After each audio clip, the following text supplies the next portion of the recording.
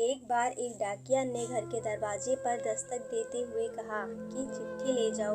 अंदर से एक लड़की की आवाज़ आई कि आती हूँ, लेकिन 3-4 मिनट तक कोई नहीं आया तो डाकिया ने फिर कहा, अरे मकान में कोई है या नहीं। अंदर से लड़की ने बोला कि साहब, दरवाजे के नीचे से चिट्ठी अंदर डाल दीजिए, मैं आ रही हूँ।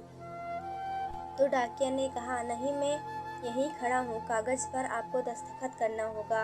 6-7 मिनट के बाद दरवाज़ा खुला। देर होने की वजह से डाकिया बहुत गुस्सा था, वो चिल्लाने वाला ही था। तब तक दरवाज़ा खुला और वह देखकर चौंक गया। सामने एक अपाहिज कन्या, जिसके पाँव नहीं थे, बिल्कुल सामने खड़ी थी।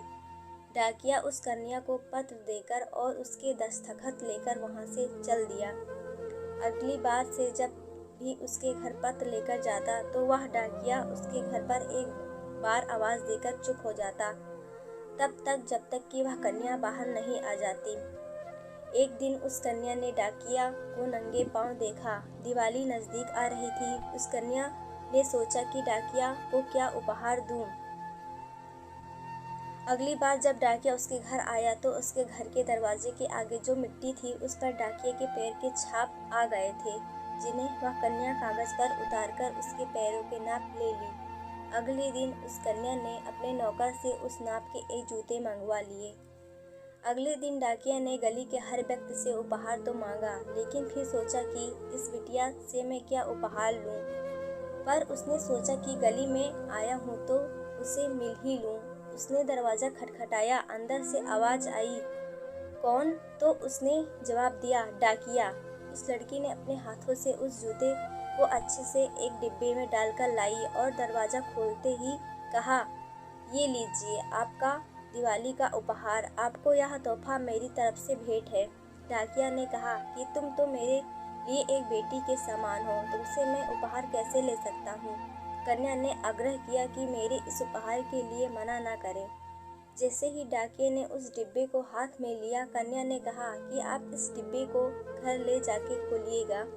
घर जाकर जब डाकिये ने उस डिब्बे को खोला तो वह दंग रह गया, क्योंकि उसमें 2 जोड़ी जूते थी, जिसकी आंखें भर आई। अगले दिन वह अपने ऑफिस पहुंचा और अपने मालिक से कहा कि उसका तबादला फौरन कर दिया जाए। सफलता की मालिक ने कहा, कारण पूछा तो उसने उस जूते को मेज पर रखते हुए अपनी सारी कहानी सुनाई और भीगी हुई आंखों से कहा कि आज के बाद मैं उस गली में नहीं जा सकूंगा। उस अपाहिज लड़की ने मेरे नंगे पाँव को जूते तो दे दिए, पर मैं उसे पाँव कैसे दे पाऊंगा।